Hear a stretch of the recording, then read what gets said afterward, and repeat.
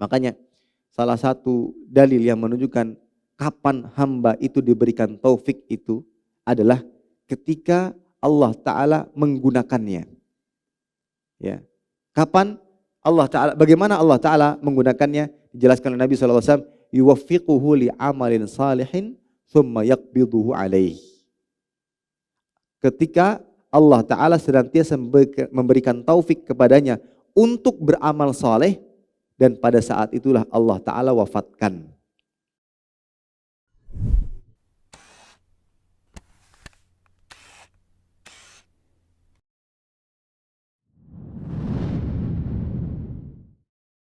Bismillahirrahmanirrahim. Assalamualaikum warahmatullahi wabarakatuh. Innal hamdalillah nahmaduhu wa nasta'inuhu wa nastaghfiruhu wa nastahdihi wa natubu ilaih wa na'udzu billahi min syururi anfusina wa sayyiati a'malina may yahdihillahu fala mudilla lahu wa may yudlilhu fala hadiyalah. Asyhadu an la ilaha illallah wahdahu la syarika lah wa asyhadu anna Muhammadan abduhu wa rasuluhu la nabiyya wa la rasula ba'dah. Qala Allah azza wa jalla ya ayyuhalladzina amanu taqullaha haqqa tuqatih wa la tamutunna illa wa antum muslimun. Ya ayyuhan nasu taqu rabbakumul ladzi khalaqakum min nafsin wahidah wa khalaqa minha zawjaha wa batha minhuma rijalan katsiran wa nisaa'a wattaqullaha alladzi tasaaluna bihi wal arham innallaha kana 'alaikum raqiba. Ya ayyuhalladzina amanu taqullaha wa qulu qawlan sadida yuslih lakum a'malakum wa yaghfir lakum dhunubakum wa may yuti'illaha wa rasulahu faqad faza fawzan 'azima amma ba'd. Fa inna asdaqal hadithi kitabullah wa khairal hadi hadi Muhammadin sallallahu alaihi wasallam wa syarrul umuri muhdatsatuha fa inna kulla muhdatsatin fid dini bid'ah wa kulla bid'atin dhalalah wa kulla dhalalatin finnar a'yadzan billahi minan nar. Para hadirin kaum muslimin dan muslimat dan para pendengar, terkhusus ibu-ibu dan para akhwat yang dimuliakan Allah Subhanahu wa taala. Alhamdulillah senantiasa selalu kita panjatkan rasa syukur kepada Allah Subhanahu wa taala atas segala limpahan nikmat dan karunia yang Allah taala berikan kepada kita. Dan harus selalu kita ingat bahwa di antara nikmat terbesar yang Allah taala berikan adalah diberikannya kemudahan untuk terus belajar dan menimba ilmu agama, karena sebagaimana yang kita ketahui bahwa menimba ilmu agama adalah salah satu usaha dan upaya kita agar perjalanan kita menuju surga dimudahkan oleh Allah Subhanahu wa taala. Salawat dan salam senantiasa selalu kita haturkan kepada suri tauladan kita Nabi Muhammad sallallahu alaihi wasallam beserta kerabat beliau, para sahabat dan orang-orang yang senantiasa terus-menerus berada di jalannya sampai hari kiamat kelak. Para hadirin dan pendengar sekalian, muslimin dan muslimat, terkhusus ibu-ibu dan para akhwat yang dimuliakan Allah. Kembali kita melanjutkan pembahasan kitab Ad-Da' wad-Dawa, penyakit dan obatnya, yang ditulis oleh Al-Imam Ibnu Qayyim Al-Jauziyah rahimahullah ta'ala. Dan kita masih dalam bab seputar doa, yang mana insyaallah pada pertemuan kali ini kita akan membahas kolerasi antara ampunan Allah Ta'ala dan perintahnya. Ya, keterkaitan antara ampunan Allah Ta'ala dan perintahnya. Nanti insyaallah akan dijelaskan oleh penulis apa yang beliau maksud dengan poin ini. Yang memiliki buku terjemahannya bisa dibuka di halaman 60 ya. Ada terjemahan dari kitab Ad-Da' wad-Dawa, bisa dibuka di halaman 60. Penulis rahimahullah taala mengatakan wa katsirum minal juhal i'tamadu ala rahmatillah wa 'afwihi wa karamihi wa dhayya'u amrahu wa nahyahu wa nasu annahu syadidul iqam wa annahu la yuraddu ba'sahu 'anil qaumil mujrimin. Banyak orang-orang jahil bersandar kepada rahmat dan ampunan Allah Ta'ala serta kemurahan darinya, sehingga mereka mengabaikan perintah dan larangannya. Mereka lalai terhadap siksa Allah Ta'ala yang amat pedih, bahkan siksanya kepada orang-orang yang berbuat dosa. orang yang bersandar kepada ampun Allah tetapi terus-menerus berbuat dosa layaknya seorang pembangkang. Sebab utama kenapa munculnya orang-orang seperti ini karena mereka tidak mengerti keterkaitan antara rahmat, ampunan Allah serta perintah dan larangannya.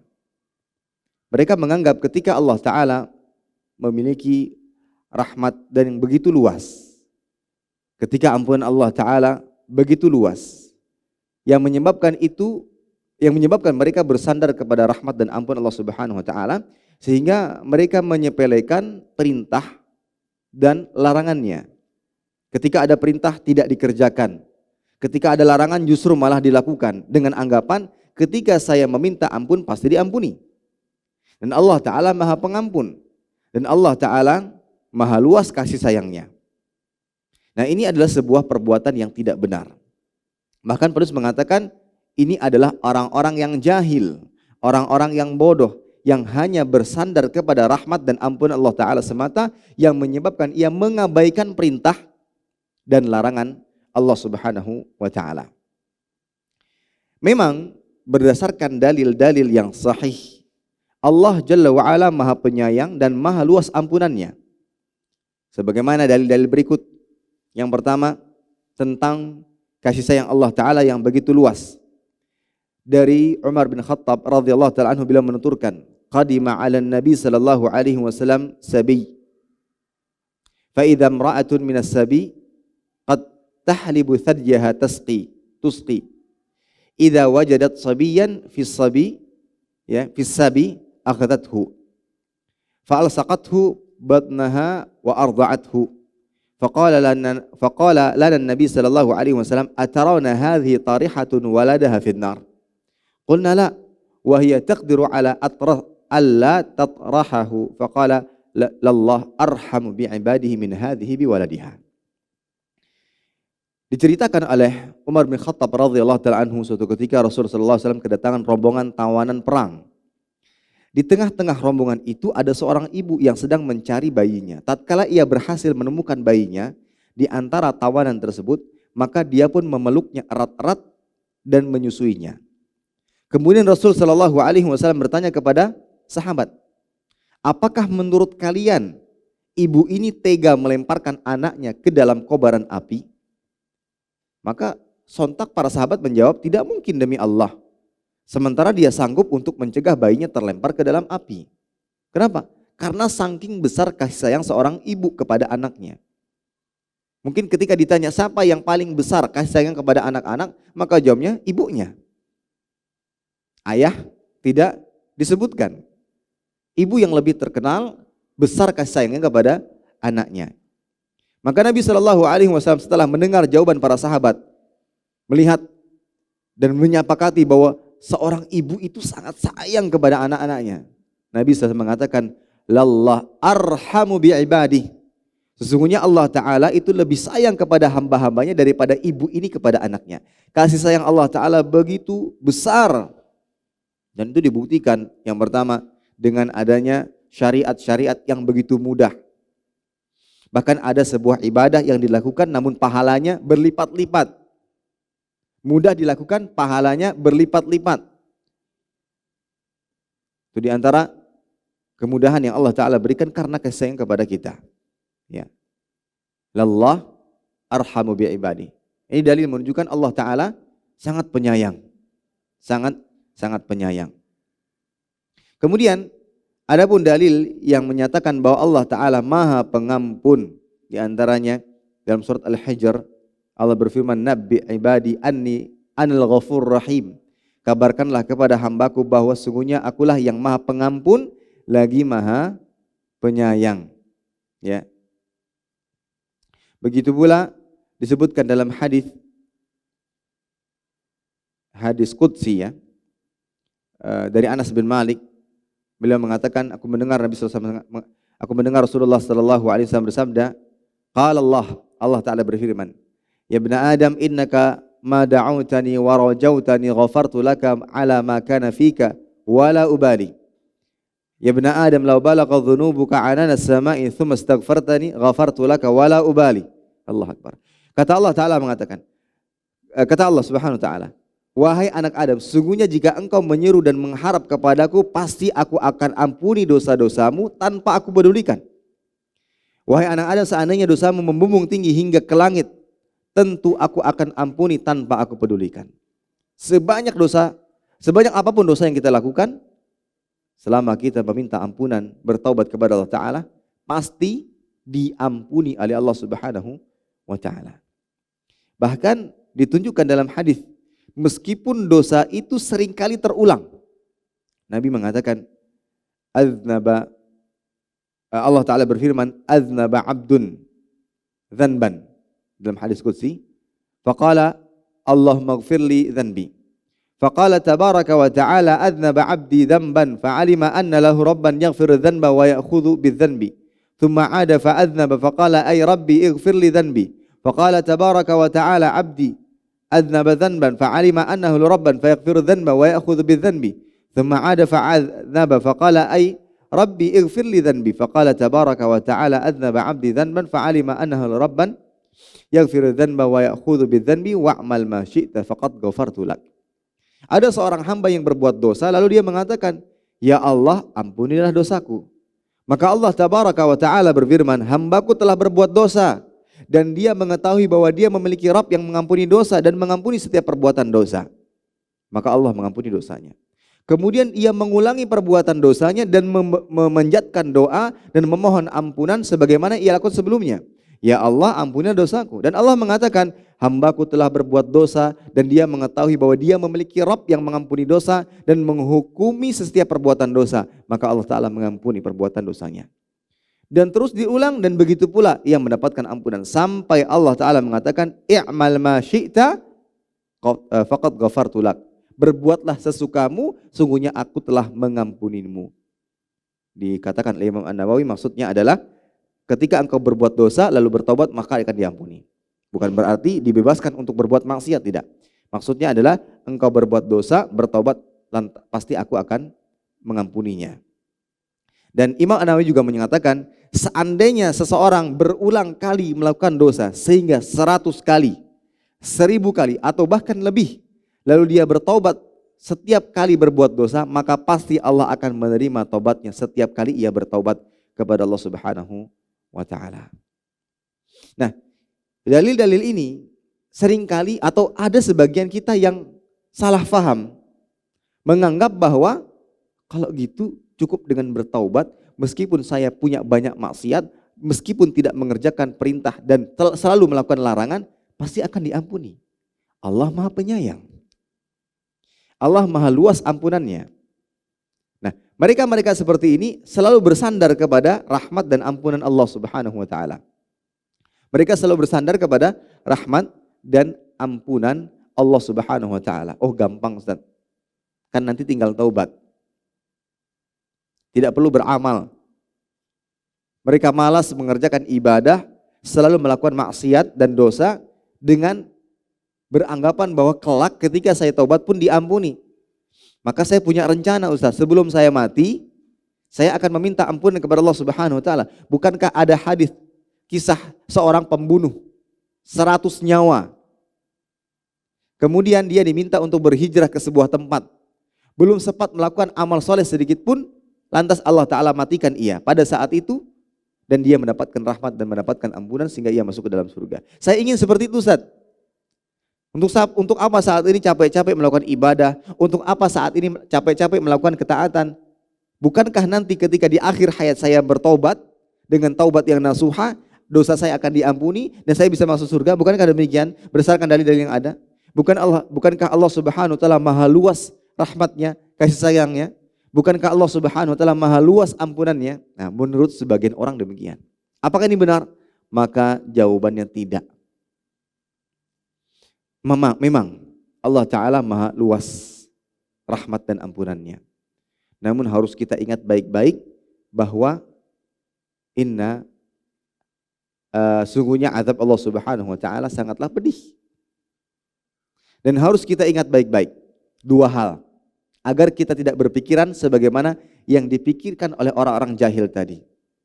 Enggak perlu berbuat ibadah, nggak perlu capek-capek beribadah, tidak perlu capek-capek melakukan ketaatan. Nanti di akhir hayat kita tinggal bertaubat, pasti akan mendapatkan rahmat dan mendapatkan ampunan menurut mereka.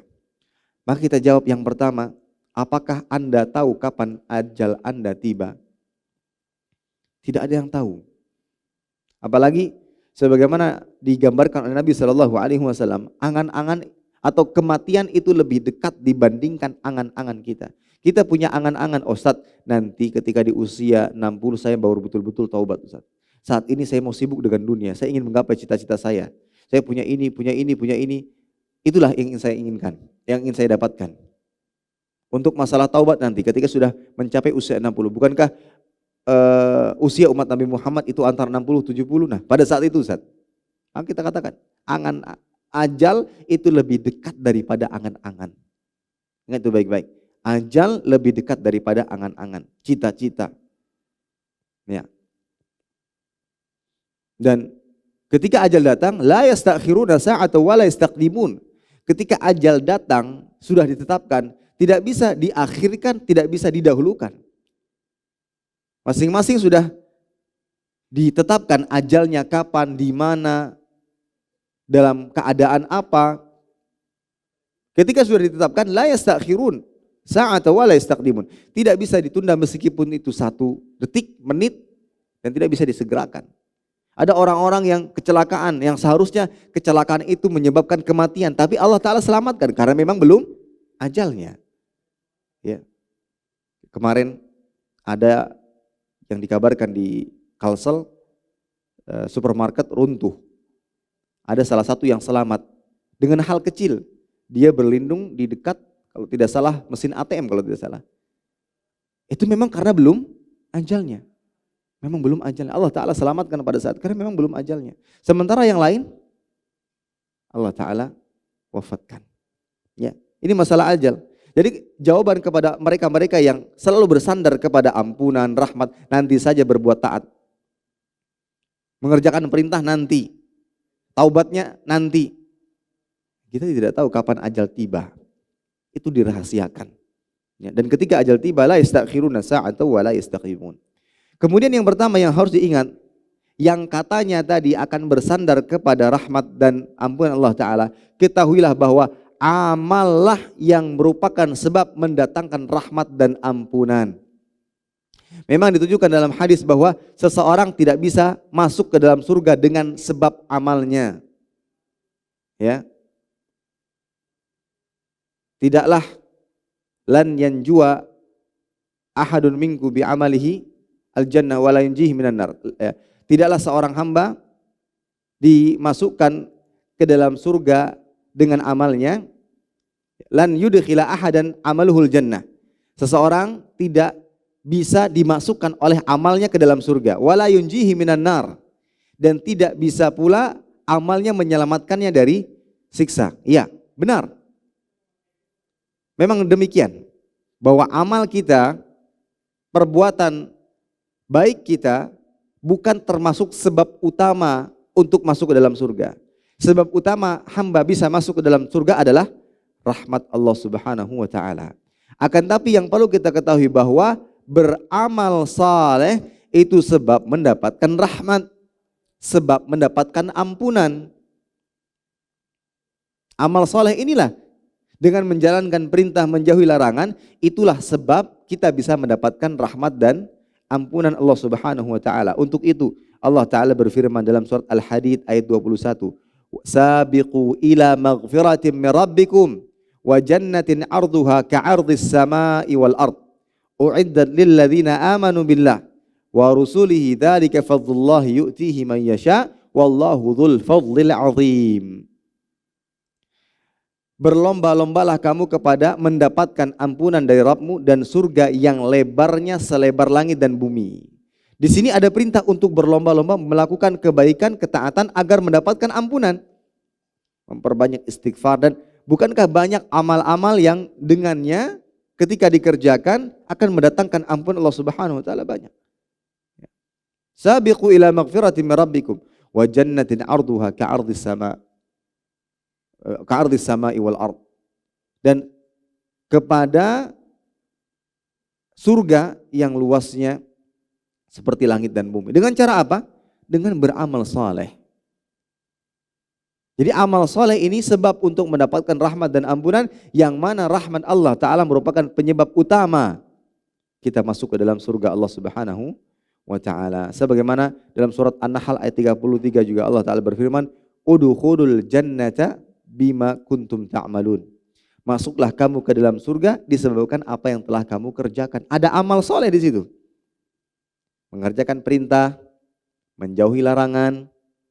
Itulah yang menjadi penyebab dengan rahmat Allah Ta'ala kita masuk ke dalam surga. Begitu pula dalam surat Az-Zukhruf ayat 72, wa tilkal jannatul lati urithumuha bima kuntum ta'malun. Dan itulah surga yang diwariskan kepada kamu disebabkan amal-amal yang dahulu engkau kerjakan. Ya.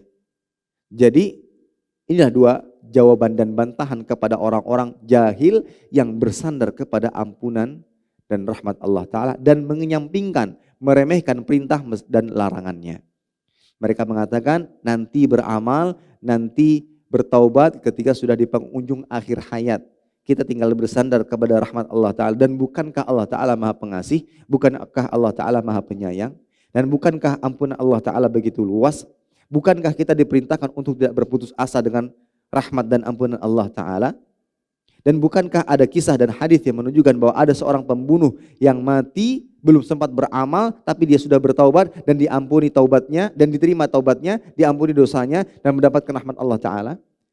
Nah, orang-orang yang bersandar dengan hadis-hadis di atas dan menyampingkan, meremehkan perintah dan larangan, maka kita jawab dengan dua hal. Pertama, ajal tidak diketahui kapan datangnya. Bisa jadi sebelum Anda bertaubat, pada saat itulah dicabut ajal kita. Makanya salah satu dalil yang menunjukkan kapan hamba itu diberikan taufik itu adalah ketika Allah Ta'ala menggunakannya. Ya. Kapan Allah Ta'ala, bagaimana Allah Ta'ala menggunakannya? Dijelaskan oleh Nabi SAW, yuwaffiquhu li'amalin salihin thumma yaqbiduhu alaih. Ketika Allah Ta'ala senantiasa memberikan taufik kepadanya untuk beramal saleh, dan pada saat itulah Allah Ta'ala wafatkan. Iman hamba naik turun, kadang rajin ibadah, kadang malas. Dan ciri orang-orang yang diberikan taufik oleh Allah Ta'ala pada saat naik-naiknya keimanannya, pada saat taat-taatnya dalam beribadah kepada Allah Ta'ala, pada saat itulah ia diwafatkan. Sehingga ia meninggal dunia dalam keadaan husnul khatimah. Dan semua atas dasar kehendak Allah Subhanahu wa Ta'ala. Nah itulah bantahan kepada mereka-mereka yang mengatakan gampang saja Ustaz, kan Allah Maha Pengampun, Allah Maha Pengasih. Gak perlu beramal, gak perlu capek-capek ibadah, nanti ketika taubat pun pasti akan diterima kan. Ini sudah ada niatan yang tidak baik dalam dirinya. Bisa jadi dia diwafatkan dalam keadaan bermaksiat. Bisa jadi dia dimatikan dalam keadaan penuh dosa. Dan juga perlu kita ingat bahwa amal soleh itulah sebab untuk mendapatkan ampunan dan rahmat Allah Subhanahu wa Ta'ala. Untuk itu meremehkan dan meninggalkan perintah serta melakukan perbuatan dosa, ini adalah perbuatan yang sangat tercela. Kemudian penulis rahimahullah ta'ala membawakan beberapa perkataan dari kalangan salafus saleh. Yang pertama perkataan ma'ruf, raja'uka li rahmati man la tu'tihi man la tuti'uhu minal khidlan wal humuq. Beliau mengatakan harapanmu terhadap rahmat zat yang tidak kamu patuhi merupakan kebodohan dan kehinaan. Ya, seseorang mengharapkan rahmat Allah tapi dia tidak mau patuh kepada Allah, itu sebuah kebodohan dan kehinaan. Bahasanya di sebuah perusahaan ada yang selalu datang terlambat, tidak pernah mengerjakan tugas dengan baik, tiba-tiba berharap ingin naik gaji. Berharap ingin naik gaji. Sebagai atasan dan pimpinan tahu betul, ini anak gak pernah masuk. sering absen, kalau masuk pun telat. Dikasih tugas gak pernah beres. Ujuk-ujuk tiba-tiba datang meminta kenaikan gaji.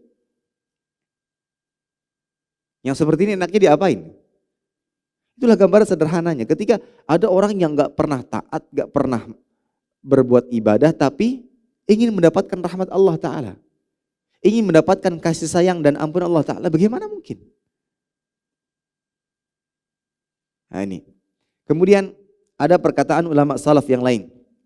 Man qata'a udwan minka fid dunya bisariqati thalathati rahim la ta'man an takuna uqubatuhu fil akhirah ala nahwin min hadha. Siapa saja di antara kalian yang terpotong tangannya di dunia karena mencuri 3 dirham, janganlah pernah merasa aman. Sebab mungkin saja hukumannya di akhirat nanti benar-benar akan setimpal dengan perbuatan tersebut. Kan ditegakkan hukum. Kalau seandainya berdasarkan hukum syariat, yang mencuri dipotong tangan. Setelah dipotong tangan, apakah kemudian dia merasa aman? Yang menyebabkan ia menyepelekan dan tidak mau bertobat kepada Allah Ta'ala? Maka kata beliau, kata para ulama, jangan kita merasa aman. Meskipun telah ditegakkan hukuman. Maka bertobatlah kepada Allah Ta'ala dengan sebaik-baiknya. Kemudian perkataan lain, qila lil Hasan, dikatakan kepada Hasan, naraka tawilal buka, faqala akhafu ayyatrahani finnar wala yubali. Ada yang mengatakan kepada Hasan, kami melihatmu banyak menangis. Maka ia menjawab, aku takut Allah melemparkanku ke dalam neraka sementara dia tidak peduli. Inilah yang harus senantiasa dirasakan hamba. Tidak selalu bersandar kepada rahmat dan ampun Allah Ta'ala. Harus dihadirkan rasa takut. Nanti kita akan jelaskan. Rukun ibadah itu ada 3. Cinta, harap, dan takut. Mungkin di antara penyebab ada orang yang bersandar kepada rahmat dan ampun Allah Ta'ala saja, ketika dia beribadah hanya bermodalkan rasa harap. Dia hidup di muka bumi hanya bermodalkan rasa harap. Maka ini tidak tepat. Yang pada akhirnya dia tidak mau taat. Berharap nanti diampuni, berharap. Maka lebih baik seseorang memiliki rasa takut. Dan ini sebagaimana yang Allah Ta'ala sebutkan di dalam Al-Quran. Yu'tuna ma ataw qulubuhum wajilah annahum ila rabbihim raji'un. Ya. Ada orang-orang yang telah memberikan dan mengerahkan apa yang telah mereka kerahkan, sementara hati mereka selalu takut. Dan mereka tahu bahwa mereka akan dikembalikan kepada Allah Ta'ala. Aisyah bertanya, siapakah mereka? Apakah mereka yang mencuri, yang minum khamar? Maka kata Nabi SAW, tidak, mereka itu orang-orang yang sholat, puasa, banyak sedekahnya. Hanya saja mereka takut amal-amal mereka tidak diterima oleh Allah Subhanahu Wa Ta'ala. Jadi tidak selalu bergantung kepada rahmat, ampun, tapi harus menghadirkan rasa takut sebagaimana yang dikatakan oleh Hasan Al-Basri. Beliau banyak menangis. Karena takut kalau seandainya Allah Subhanahu Wa Ta'ala melemparkan ke dalam neraka sementara Allah tidak mempedulikannya. Kemudian Hasan Al-Basri juga mengatakan, inna qauman alhathum amaniyul al-maghfirah hatta kharaju minad dunya bi ghairi taubatin. Yaqulu ahaduhum innani uhassinu dhann bi rabbi wa kadzab. Lau ahsana dhann la ahsanal amal. Sesungguhnya suatu kaum, sungguh terdapat kaum yang dilalaikan oleh angan-angan akan ampun Allah. Jadi angan-angan, mereka berangan-angan. Pasti diampuni kok nanti, pasti dapat rahmat kok nanti. Jadi mereka dilalaikan dengan angan-angan tersebut. Sehingga mereka meninggal tanpa taubat.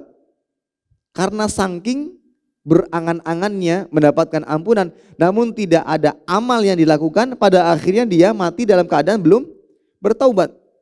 Salah seorang dari mereka mengatakan, hal ini disebabkan aku berbaik sangka kepada Rabbku. Bagaimana? Dia berbaik sangka kepada Allah Ta'ala tapi tidak mau beramal.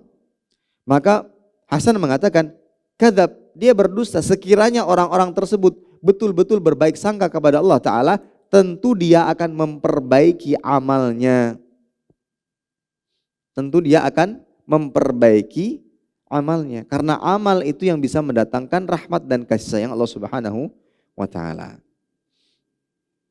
Kemudian juga ada seorang laki-laki yang berkata kepada Hasan, "Ya Aba Sa'id, kaifa nasna'u bi majalisi aqwam yukhawifunana hatta takadu qulubana tatir?" Faqala wallahi li an tashaba aqwaman yukhawifunaka hatta tudriku amnan khairun laka min an tashaba aqwaman yu'minunaka hatta talhaqaka al-makhawif. Jadi ada yang bertanya kepada Hasan, "Wahai Abu Sa'id, apa yang harus kami perbuat saat berkumpul dengan suatu kaum yang sukanya menakut-nakuti kami hingga hati kami hampir terbang saking ketakutan?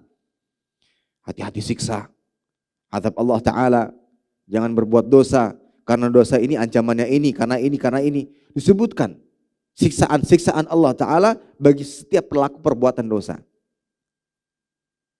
Bagaimana tanggapan engkau, wahai Abu Sa'id, berkumpul dengan orang-orang yang demikian?" Maka beliau mengatakan, "Demi Allah, sesungguhnya berteman dengan suatu kaum yang suka menakut-nakutimu hingga engkau menemukan rasa aman. Dengan adanya rasa takut tadi membuat kita apa? Tidak melanggar, selalu berbuat taat. Ini yang akan menyebabkan kita merasa aman dan tenang. Itu lebih baik daripada berteman dengan sekelompok orang yang selalu membuat dirimu merasa aman saja, selalu diceritakan tentang keutamaan yang enak-enak, yang membahagiakan, ternyata pada akhirnya kau akan dikejar-kejar oleh perkara yang menakutkan." Ya. Untuk itu dalam metode dakwah itu harus seimbang antara targhib dan tarhib.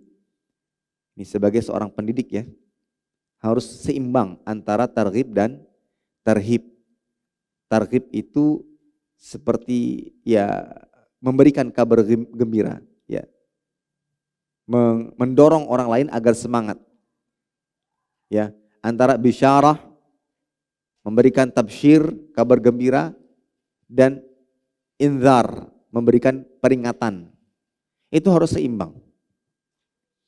Sebagai anak, sebagai orang tua kepada anaknya dalam memberikan bimbingan dan pendidikan, harus seimbang antara memberikan kabar gembira dan peringatan. Jangan selalu diiming-imingi dengan sesuatu yang menjanjikan, oh ini baik itu. Namun sesekali sampaikan kepada mereka hal-hal yang perlu mereka tahu dari hal-hal yang pahit. Agar mereka siap, agar mereka kuat dan tidak selalu bersandar kepada yang seperti itu. Ya. Karena di luar itu akan bertemu dengan berbagai macam orang, berbagai macam latar belakang manusia, yang terkadang seorang anak harus memiliki mental yang begitu kuat. Nah, sehingga kalau seandainya yang selalu diberikan kepada mereka kabar gembira, diberikan kepada mereka targhib saja, tanpa ada peringatan, maka ini akan membuat mental mereka lemah. Ya. Ini akan membuat mereka lemah. Tidak waspada, tidak hati-hati, tidak bisa menyikapi keadaan-keadaan yang genting. Dan juga sebagai orang tua juga jangan selalu menuruti apa yang diinginkan oleh anak. Ini termasuk bagian daripada tabsyir memang, memberikan kabar gembira. Apa yang diinginkan anak kita berikan, kita berikan. Mereka senang dengan itu, terbentuk dengan seperti itu. Ketika mereka dewasa dan tidak mendapatkan apa yang mereka inginkan, mereka akan goyah, lemah. Nah, ini salah satu pendidikan yang harus kita pahami. Baik, maka sekali lagi meremehkan dan meninggalkan perintah serta melakukan perbuatan dosa ini adalah perbuatan yang tercela. Dan ketahuilah bahwa meremehkan perbuatan dosa meskipun itu perbuatan dosa yang kecil, ini adalah perbuatan yang bisa menyebabkan dosa kecil itu menjadi besar. Untuk itu para sahabat terdahulu tidak pernah meremehkan perbuatan dosa sekecil pun. Seperti yang dikatakan oleh Anas. Beliau mengatakan, "Innakum la ta'maluna a'malan hiya adaqqu fi a'yunikum minasy-sya'r. In kunna na'udduha ala ahdin Nabi sallallahu alaihi wasallam minal mubiqat." Dari Anas bin Malik, beliau mengatakan, sungguhnya kalian melakukan sebuah amalan dan menyangka bahwa itu lebih tipis daripada rambut. Kecil dosanya, kecil sekali kesalahannya. Namun kalau orang-orang terdahulu dari kalangan para sahabat, kami menganggapnya di masa Nabi Shallallahu Alaihi Wasallam termasuk sesuatu yang membinasakan.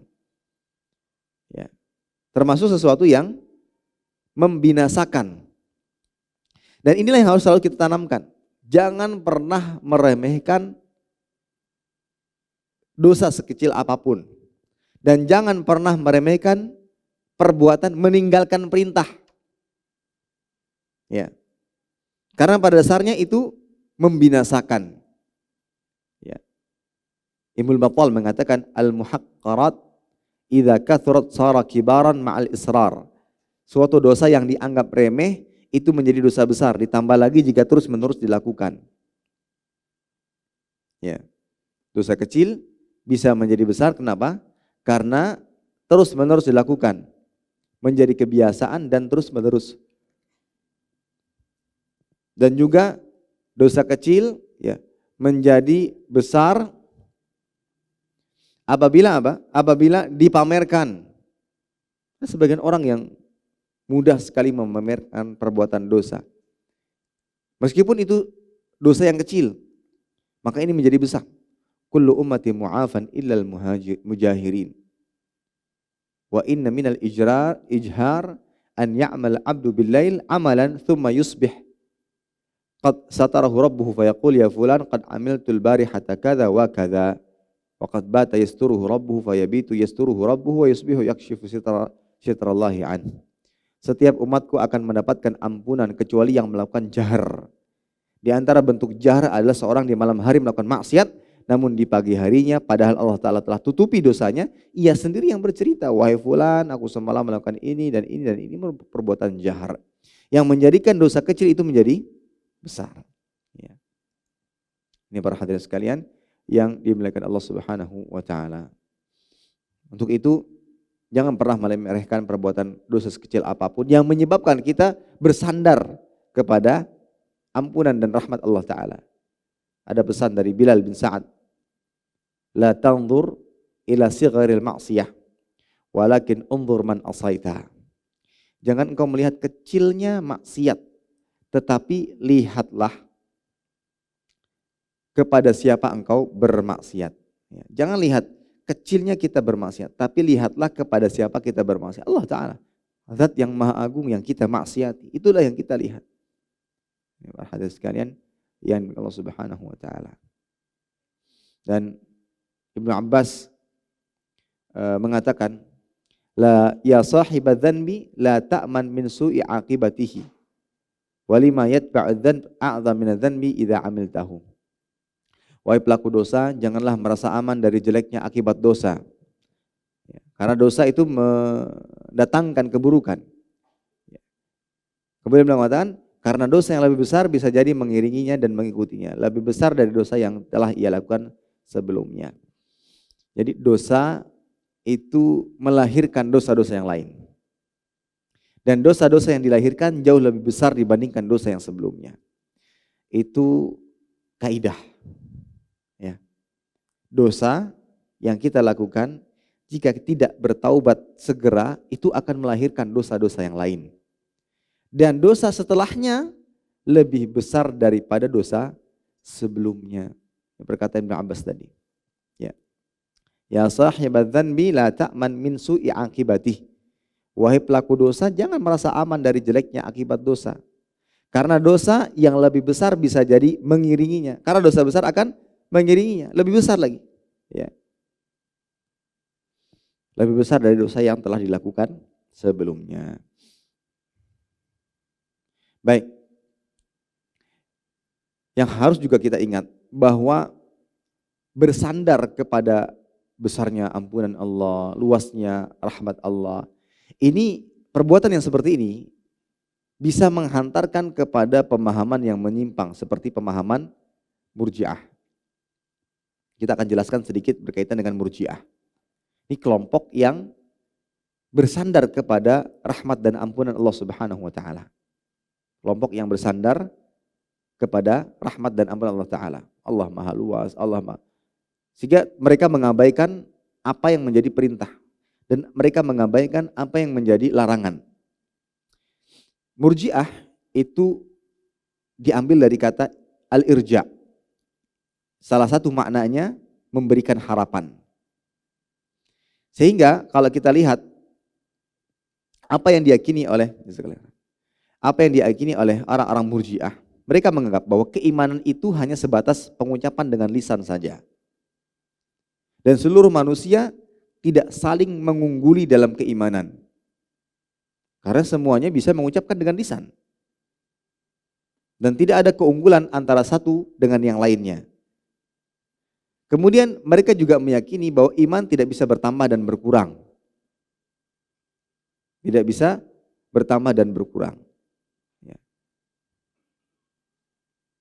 Dan mereka juga meyakini bahwa orang yang beriman dengan lisannya meskipun belum beramal, baik melakukan ketaatan atau bahkan banyak maksiat, sama sekali tidak mengurangi keimanan. Dan dia tetap dikatakan sebagai seorang mukmin sejati. Jadi mereka ini yang mengeluarkan amal dari cakupan iman. Mereka mengeluarkan amal perbuatan dari cakupan iman. Dan itulah yang menyebabkan mereka disebut sebagai Murji'ah. Mereka mengatakan bahwa kemaksiatan sebesar apapun, sebanyak apapun tidak dapat mengurangi keimanan hamba. Bahkan mereka meyakini bahwa keimanan pelaku maksiat, pelaku maksiat itu sama dengan para nabi, sama dengan para sahabat, meskipun dosa yang dilakukan sangat besar. Meskipun dosa yang dilakukan sangat besar. Nah, inilah yang terjadi apabila terlalu bersandar kepada ampunan dan rahmat Allah Subhanahu wa taala. Inilah yang terjadi ketika terlalu bersandar kepada ampunan Allah Subhanahu wa taala. Tentunya ini berseberangan dengan apa yang diyakini oleh Ahlussunnah wal Jamaah. Ahlussunnah wal Jamaah tidak demikian. Harus ada keterkaitan dan kolerasi antara mendapatkan ampunan dengan menjalankan perintah. Mendapatkan rahmat dan ampunan serta menjalankan perintah dan menjauhi larangan.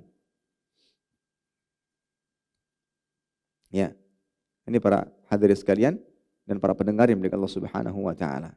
Maka berhati-hati, jangan sampai kita salah faham.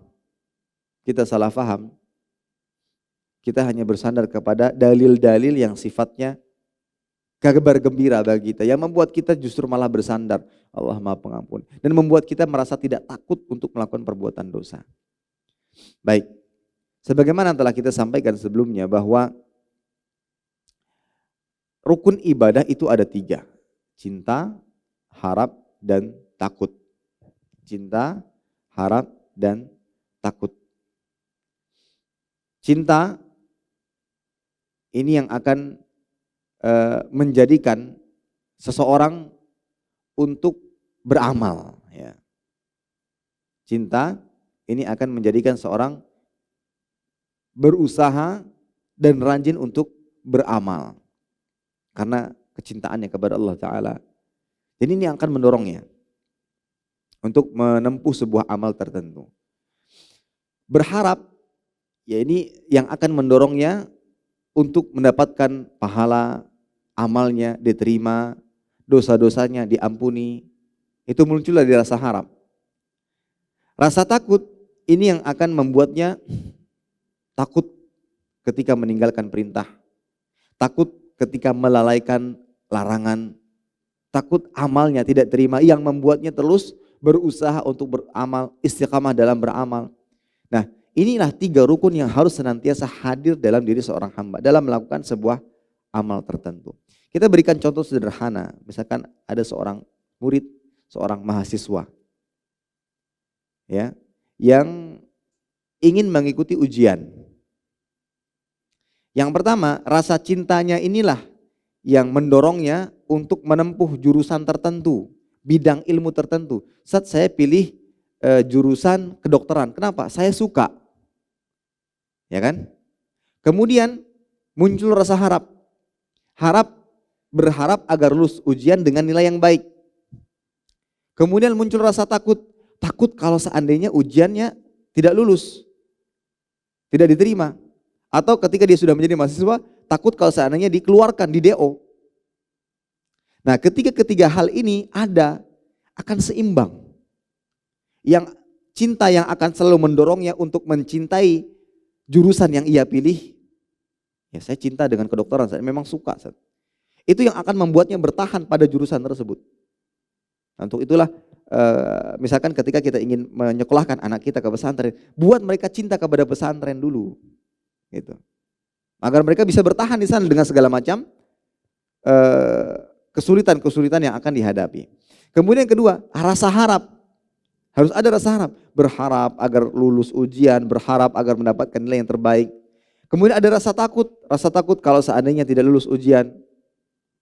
Coba kalau seandainya rasa harap saja, cinta dan harap saja misalnya. Dia cinta di sana. Kemudian rasa harap saja, melihat kayaknya dosen-dosennya baik-baik semua kok. Nggak perlu deh mengerjakan tugas. Nggak perlu mengerjakan program-program kampus misalnya. Nanti juga lulus ujung-ujungnya. Kalau seandainya perasaan ini ada, ternyata tidak. Nah, ini berbahaya. Malah dia tidak bisa mendapatkan apa yang dia inginkan sebelumnya. Tapi kalau seandainya ada rasa takut, coba kalau dibarengi dengan rasa takut, ada usaha. Istiqamah, masuk kelas tepat waktu, selalu mengerjakan tugas dengan sebaik-baiknya. Tapi di sisi lain dia juga selalu berharap mudah-mudahan nilai saya baik. Ya. Maka inilah ketiga rukun yang harus senantiasa ada. Dan setiap hamba harus menyimbangkan antara khauf, takut dan raja. Sebagaimana Allah Ta'ala berfirman dalam surah Al-Anbiya ayat 90. Innahum kanu yusari'una fil khairat wa yad'unana raghaban wa rahaba wa kanu lana khashi'in. Sesungguhnya mereka adalah orang-orang yang selalu bersegera dalam melakukan perbuatan yang baik. Dan mereka berdoa kepada kami dengan harap dan cemas. Ya. Berdoa ada rasa harap dan rasa takut. Berharap doa diterima, ada rasa takut kalau seandainya doa tidak terima. Yang membuatnya apa? Khusyuk dalam berdoa. Yang membuatnya apa? Terus menerus istiqamah dalam berdoa. Karena khawatir doa sebelumnya tidak diterima. Tapi kalau ada orang yang terlalu berharap saja, doa sekali pasti. Yang pada akhirnya dia tidak benar dalam melakukan amal saleh. Ya. Dan harus seimbang, harus bisa menyeimbangkan antara rasa harap dan rasa takut. Harus bisa menyeimbangkan. Terlalu besar takutnya pun tidak baik. Itu yang akan membuat seseorang putus asa. Ya. Kayaknya saya nggak mungkin lulus, Ustaz. Coba lihat nilai saya merah semua. Sekarang di ujian akhir. Ini di ujian akhir kayaknya nggak lulus, Ustaz. Hilang harapan untuk bisa lulus. Yang membuatnya putus asa. Akhirnya dia tidak mau belajar, tidak mau berusaha di detik-detik terakhir. Coba kalau seandainya masih ada harapan. Masih ada harapan. Sepertinya saya bisa lulus, Ustaz. Kalau dengan cara belajar dengan cara yang benar, saya datangi seorang pembimbing dan dia bisa membimbing saya sepertinya bisa lulus. Ada harapan. Akhirnya harapan ini membuat dia berusaha. Jadi betul-betul kedua hal ini harus seimbang. Dibarengi dengan cinta yang mendorongnya untuk melakukannya. Maka sama halnya dalam beribadah. Harus seimbang. Ya harus seimbang. Ini. Dan begitu pula kita dalam berdakwah, dalam membimbing anak-anak. Harus seimbang antara rasa takut dan rasa harap. Ya. Ketika kita ingatkan tentang ancaman bagi orang-orang yang meninggalkan sholat. Kan seram tuh. Ancamannya sangat keras. Namun setelah itu kita sampaikan juga kepada anak-anak kita. Kalau seandainya engkau mau taat, ibadah dengan baik, rajin sholat, maka ganjarannya, pahalanya demikian. Maka seimbang. Ini yang akan memotivasinya untuk terus beramal dan ini yang akan mencegahnya untuk melakukan kemaksiatan. Jadi cinta, harap dan takut selalu hadirkan dalam diri kita sebelum kita melakukan amal ibadah apapun. Cinta yang ini yang akan mendorong kita untuk melakukan sebuah amal. Harap ini yang akan memotivasi kita juga untuk terus dalam beramal. dan takut ini yang akan mencegah kita untuk melakukan sebuah pelanggaran. Nah, untuk itu kalau kita baca dalam kitab ini setelah beliau menyebutkan bahwa rasa takut itu dibutuhkan dan tidak hanya berharap dan tidak hanya memunculkan rasa harap saja, tapi harus dihadirkan dengan rasa takut dan harus diseimbangkan antara harap dan takut. Kemudian beliau menyebutkan dalil-dalil yang cukup banyak ini. Yang mana hadis ini berbicara tentang takhwif, tarhib, inzar. Hadis-hadis ini berbicara tentang agar kita takut untuk melakukan maksiat. Ya, seperti hukuman bagi orang yang berucap, berdakwah tapi malah melanggar ucapannya sendiri. Maka pada hari kiamat kelak dia didatangkan, dilemparkan ke dalam neraka dan isi perutnya terburai. Kemudian dia berputar-putar mengelilingi neraka. Ini kan yang akan membuat orang takut. Jangan hanya sekedar berbicara tapi tidak mengamalkan. Begitu pula disebutkan dalam hadis, ya, ada orang-orang kaum yang bibir mereka digunting dengan gunting dari api neraka. Siapa mereka? Mereka itu adalah para khutbah, tukang khutbah dari umatnya, menyuruh manusia melakukan kebaikan namun mereka sendiri yang melanggarnya. Ya. Itu di hari kiamat kelak, bibir mereka digunting dengan gunting dari api neraka. Ya.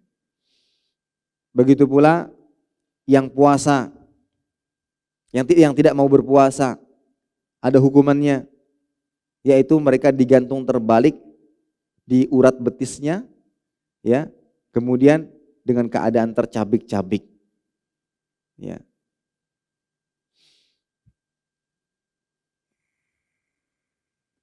Dan di banyak sekali dalil-dalil yang berkaitan dengan ancaman, peringatan, membuat kita takut, gitu. Membuat kita takut, ya, membuat kita takut. Tidak hanya selalu berharap, tapi juga tidak baik kalau seandainya takut saja menjadikan dasar utama. Ini akan membuat orang berputus asa.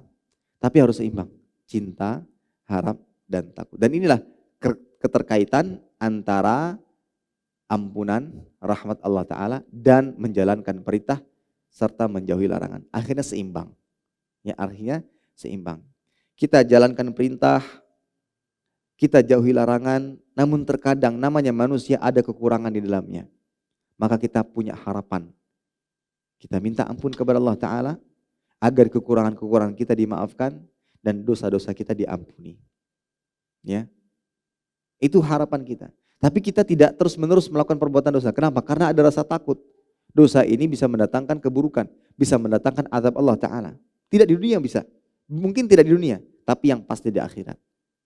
Jadi ketika ini semua ada dalam diri kita, maka akan seimbang. Amal kita akan menjadi amal yang baik. Allahu Ta'ala alam bishawab. Baik, ini kiranya bisa disampaikan.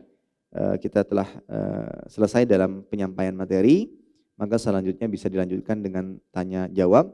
Dipersilahkan kepada ibu-ibu untuk bertanya, terutama ibu-ibu yang ya para pendengar ya, bisa bertanya secara langsung. Pertanyaannya, apa hukum MLM? Nah, ini sebenarnya satu kajian tersendiri. Ya. Bisa dikatakan secara umum, ya, banyak pelanggaran-pelanggaran. Ini hukum asal muamalah itu diperbolehkan. Hukum asal muamalah itu diperbolehkan. Selama tidak ada kezaliman, tidak ada gharar, riba, dan pelanggaran-pelanggaran yang lainnya. Ketika dikatakan MLM ini terbebas dari poin-poin di atas, maka pada saat itu MLM bisa dikatakan sah, boleh. Dan transaksi di dalamnya diperbolehkan. Hanya saja ketika di dalam MLM itu terdapat kezaliman, ada gharar, ada kerusakan dalam akadnya, maka MLM ini tidak bisa dipakai. Dalam arti itu transaksi yang tidak benar, ya, itu transaksi yang tidak diperbolehkan. Ya, jadi jawabannya tidak bisa secara mutlak karena ada sebagian MLM yang alhamdulillah mereka bisa memenuhi syarat-syarat tadi. Tidak ada gharar, akadnya tidak rusak, tidak ada tindak kezaliman di dalamnya, tidak ada yang dirugikan, ya, dan yang semisalnya. Maka meskipun konsepnya menggunakan MLM, maka diperbolehkan. Tetapi kalau seandainya, dan itu yang seringkali ditemukan, banyak kezaliman di dalamnya, ya, banyak kezaliman di dalamnya, ada unsur tipuan, ada unsur tipu menipu, ya maka ini jelas keharamnya. Untuk itu maka menjadi PR bagi siapa yang saat ini mungkin tergabung dalam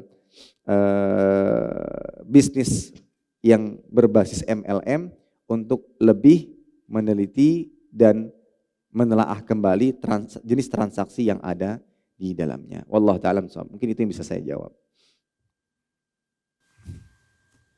Mengenai penyakit hati, bagaimana menghadapi orang tua yang membenci manhaj salaf, selalu mencari kesalahan dan selalu kirim cinta Nusantara yang pakai kebaya, buka aurat.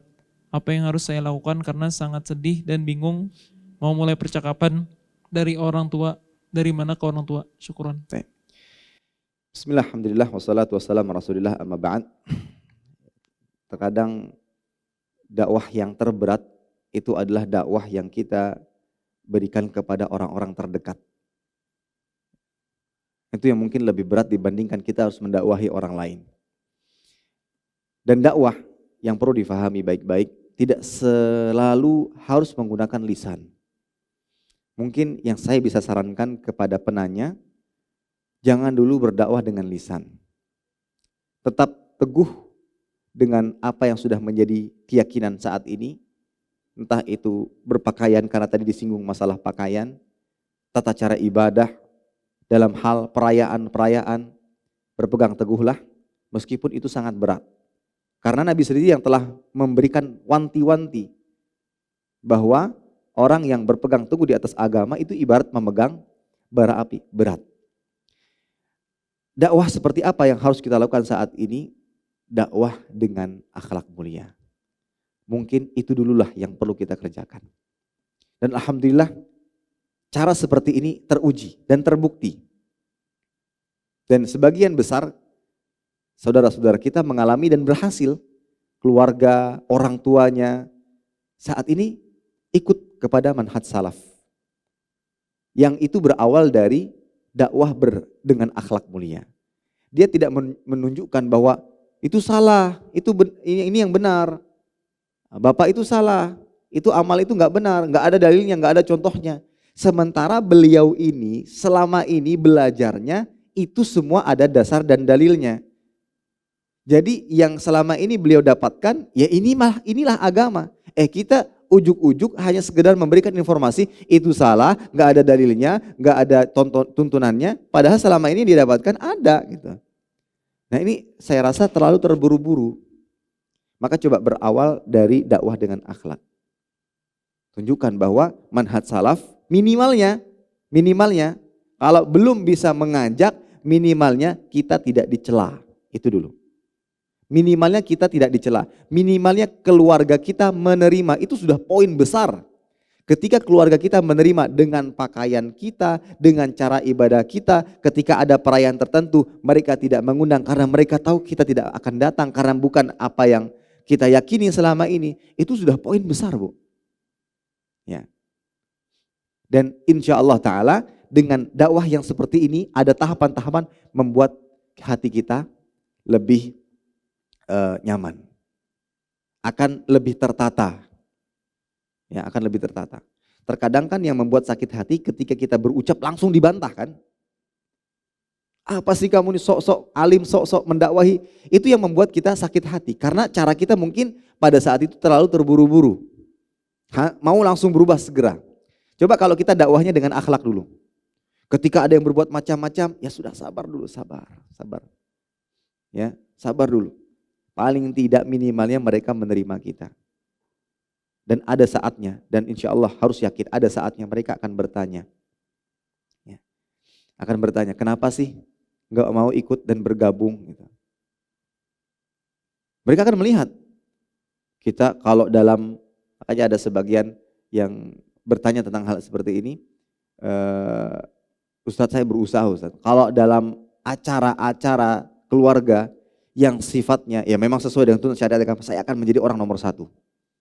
Misalkan dalam pernikahan, ada saudara menikah, itu kan akan kumpul keluarga. Saya harus jadi nomor satu, memberikan bantuan berupa finansial, ya, atau tenaga.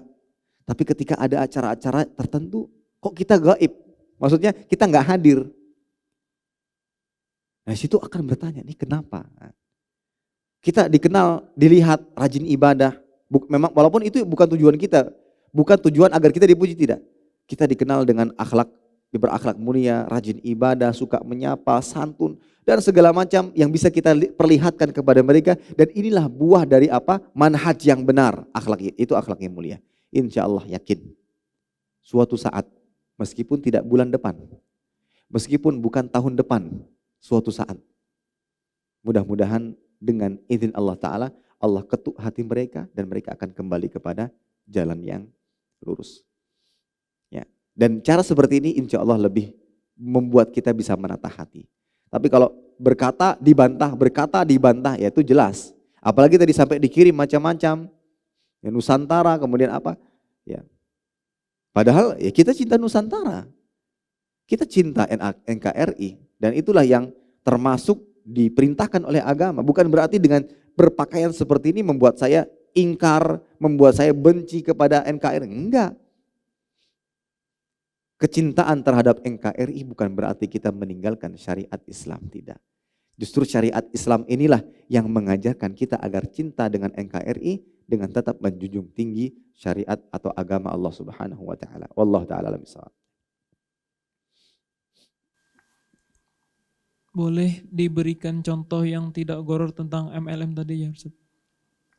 Boleh diberikan contoh kasus MLM yang tidak goror ya. Goror itu artinya kan tidak ada kejelasan.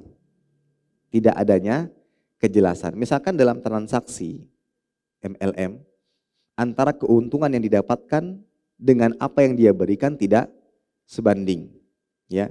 Seperti ada bayar tertentu. Misalkan sebelum menjadi anggota membayar dengan iming-imingan keuntungan demikian, tidak jelas keuntungannya. Maka ini salah satu potensi yang menyebabkan adanya gharar di dalamnya. Ya. Nah, seperti itu. Jadi ketika ada unsur-unsur yang seperti ini, ya, yang mana adanya celah-celah di dalam transaksi, sepertinya ada ketidakjelasan. Kan gharar seperti itu, tidak jelas. Kita bayar sekian, tapi seharusnya yang kita dapatkan sesuai dengan apa yang kita bayarkan. Ya, yang saya ketahui Allah Ta'ala bisawab, terkadang barangnya pada akhirnya agar yang atas itu bisa mendapatkan keuntungan yang lebih, maka apa yang dia bayarkan itu berlebihan dengan harga yang begitu mahal, dengan kualitas barang yang tidak sebanding dengan apa yang dibayarkan. Tujuannya apa? Agar barang ini, apa keuntungannya? Untuk membayar lebih orang-orang yang berada di top, ya, paling atas. Nah itu sedikit gambaran. Jadi mungkin nanti bisa dipelajari lebih lagi karena tidak mungkin kita bahas dalam forum ini. Allah Ta'ala. Ustaz, apakah benar air zam-zam yang sudah masuk ke tubuh kita tidak keluar lagi walaupun melalui air seni? Wallahu ta'ala bisawab. Saya tidak tahu. Dan belum pernah mendengar sebelumnya. Apakah air zam-zam ketika sudah masuk tubuh tidak akan keluar lagi, itu saya tidak tahu. Jika memang ada dalilnya maka sami'na wa ta'na. Jika memang itu hanya sekedar perkataan saja, maka tidak bisa dijadikan sebagai landasan. Allah alam shawab. Apakah air zam-zam yang dicampur dengan air putih biasa akan berubah menjadi air zam-zam semua? Apakah manfaatnya masih sama? Bismillah, alhamdulillah. Mungkin kalau dari segi zat dan segala macamnya mungkin ada perubahan tentunya. Tapi kalau dari segi keberkahan maka tetap. Kalau dari segi keberkahan yang didapatkan karena air zam-zam, ya, lima syuribalahu, mendapatkan keberkahan dari Allah Subhanahu wa taala. Jadi mendatangkan keberkahan atas izin Allah Subhanahu wa taala. Meskipun tercampur dengan air lain, maka dari sisi keberkahannya masih dapat. dari sisi keberkahannya masih dapat. Tapi kalau zat airnya mungkin kalau diteliti, Allah alam, mungkin ada perubahan. Ya, mungkin ada perubahan ketika dicampur dengan air biasa. Kan mungkin ada pH, ada apalah itu. Mungkin ada perubahan dari sisi. Tapi kalau dari sisi keberkahan, maka berdasarkan hadis, insya Allah tetap dengan keberkahan yang sama. Allah alam. Ada lagi? Ini ada pertanyaan lewat kertas ya. Assalamualaikum Ustadz, izin bertanya, apakah saat kita memposting tontonan seperti drama atau film di sosial media termasuk melakukan dosa secara terang-terangan? Satu sisi bisa iya, di sisi lain bisa jadi kita menjadi pelopor. Bisa jadi kita menjadi pelopor. Dan dosa yang sifatnya mempelopori ini berat. Kalau sudah dosa itu yang kita lakukan untuk diri kita sendiri, kita bertobat kepada Allah Ta'ala dengan taubat yang nasuha, maka mudah-mudahan langsung diampuni. Tapi kalau sudah menjadi pelopor, kita harus meluruskan orang-orang yang terpengaruh dengan ajakan kita, dengan diri kita. Apalagi kita termasuk orang yang terpandang, orang yang dilihat, orang yang dicontoh sebagai orang tua, sebagai kakak, sebagai ibu, sebagai suami mungkin. Nah, ketika kita mencontohkan sesuatu, memposting sesuatu itu dalam artian, oh ini yang sedang kita kerjakan, ini sedang kita lakukan, ya. Atau ada sisi mengajak orang lain, seperti seorang memposting kajian, kan ada sisi niatannya agar orang melihat dan mengikuti. Ini kita khawatirkan. Satu, kita menampakkan apa yang kita lakukan. Yang kedua, kita mempelopori agar orang-orang mengikuti apa yang kita kerjakan. Ya. Dan kita terlepas dari membahas hukum menonton film, drama, dan yang semisalnya. Maka berhati-hatilah dalam memposting sesuatu. Kalau ingin posting kebaikan. Agar itu menjadi amal jariah. Yang terkadang satu postingan kita itu bisa merubah hidup seseorang. Maka saya selalu mengajak kepada kawan-kawan semuanya, jangan pernah bosan-bosan untuk menebarkan kebaikan. Karena bisa jadi satu postingan kita, meskipun itu sangat singkat perkataannya, itu akan merubah hidup seseorang. Ya. Karena bisa jadi di dalamnya terdapat doa. Saya jadi ingat kisah salah seorang ustadz saya. Beliau mengisahkan seorang syekh yang buta, yang didatangi seseorang. Yang saat itu orang ini meminta tazkiyah itu rekomendasi. Padahal orang ini saat itu sangat nakal. Dia murid ini sangat nakal. Kemudian meminta rekomendasi kepada seorang syekh dan beliau dalam keadaan buta. Dan diberikan tazkiyah atau rekomendasi tersebut. Sehingga membuat orang lain terheran-heran, kenapa engkau berikan? Ya. Bukankah dia nakal dan segala macamnya. Beliau mengucapkan sebuah ucapan, la'allahu yahtadi. Mudah-mudahan dia nanti dapat petunjuk. Kata yang sangat simpel, singkat. Ternyata setelah beberapa waktu lama, murid tadi datang kembali kepada beliau.